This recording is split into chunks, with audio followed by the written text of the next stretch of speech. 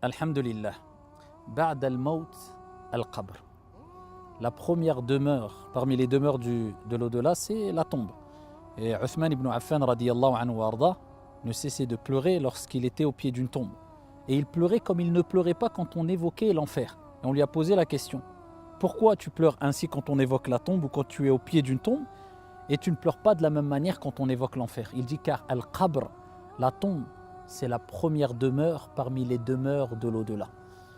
Et la plus grande musiba, al-musibatul kubra, la plus grande des épreuves, comme disent les ulama et les sages, al-hukama, ce n'est pas le maut, ce n'est pas la mort, mais c'est madha ba'da al-maut.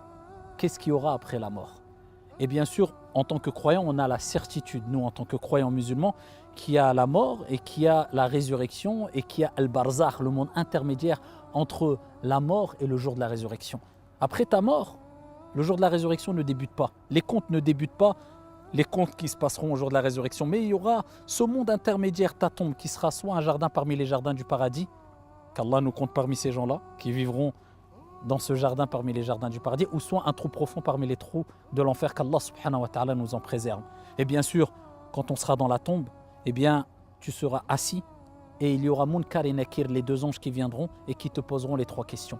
Man Rabbuk, qui est ton Seigneur? Ma dinuk, quelle est ta religion? Et que dis-tu de cet homme qu'on appelait Muhammad sallallahu alayhi wa sallam? Si vraiment tu as été un croyant, un musulman qui a appliqué et suivi les ordres divins et prophétiques, eh bien tu diras ma religion est l'islam, mon Seigneur est Allah. Si vraiment tu as aimé ton Seigneur et suivi Allah subhanahu wa ta'ala, et si vraiment tu as suivi la sunna du prophète sallallahu alayhi wa sallam, son comportement, sa méthodologie, sa voix, tu diras c'était Muhammad sallallahu alayhi wa sallam, le dernier des envoyés et des prophètes. Mais qu'est-ce qui se passera dans la tombe à part cela? Eh bien un moment, un homme viendra à toi, comme le prophète alayhi salatu wa sallam nous l'a indiqué.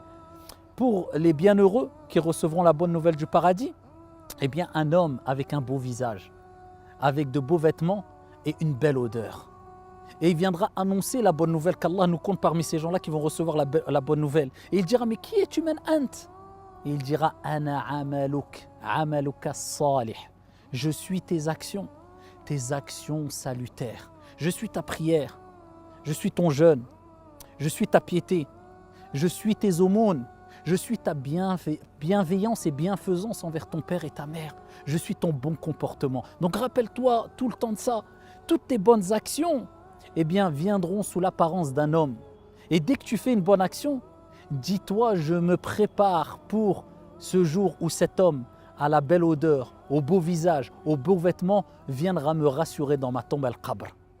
Quant à la personne mauvaise, qui aura perdu son temps et qui aura délaissé le rappel d'Allah subhanahu wa ta'ala, qui aura agi avec aveuglement, pas des yeux mais du cœur, eh bien un homme terrifiant, au mauvais visage, aux mauvais vêtements, comme le prophète alayhi salatu wa sallam a dit, et à la mauvaise odeur viendra. Et il dira: man ant, mais qui es-tu?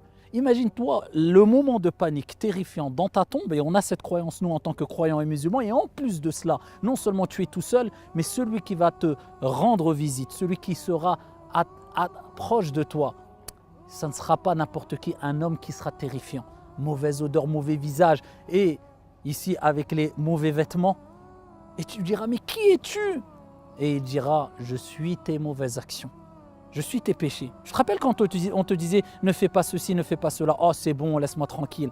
Je suis ton délaissement de la prière, je suis ton délaissement du bon comportement, de la bienveillance et la bienfaisance envers ton père et ta mère, ton ingratitude quand tu levais ta main et tu disais: oh c'est bon, laisse-moi, alors qu'Allah a dit dans le Coran: fala taqul lahuma ouf wala tanharhuma, ne leur dis pas off, ne soupire pas.